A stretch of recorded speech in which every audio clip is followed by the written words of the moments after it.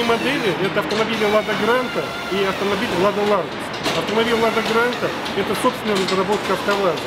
За последние 5 месяцев этот автомобиль стал самым продаваемым автомобилем в России. И этот автомобиль самый дешевый в линейке АвтоВАЗа. Его цена начинается от 260 тысяч рублей.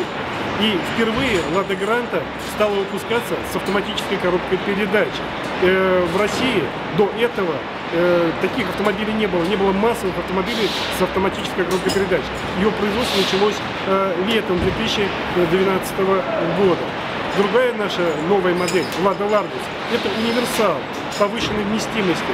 Эти автомобили бывают 5- и 7-местной конфигурации. Для нас это также новая модель для АвтоВАЗа, это новые ниши для АвтоВАЗа. И аналогов этому автомобилю в России нет.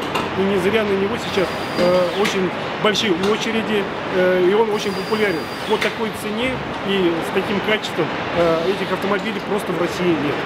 Каждый день мы делаем более 2000 машин, 2500. Например, по итогам 2012 года на АвтоВАЗе было произведено свыше 550 тысяч автомобилей. Почитайте сами.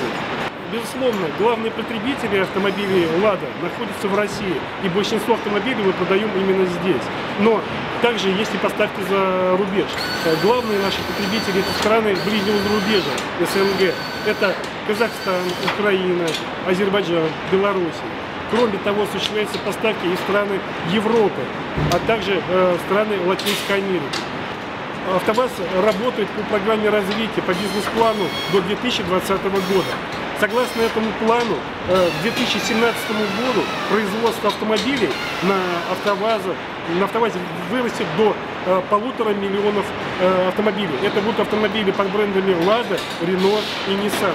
Причем 2/3 это будут автомобили под брендом Lada.